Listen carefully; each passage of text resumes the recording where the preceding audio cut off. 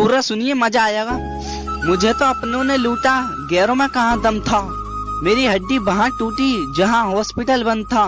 मुझे जिस एम्बुलेंस में डाला उसका पेट्रोल कम था। मुझे रिक्शे में इसलिए बैठाया क्योंकि उसका किराया कम था। मुझे डॉक्टरों ने उठाया, नर्सों में कहाँ दम था।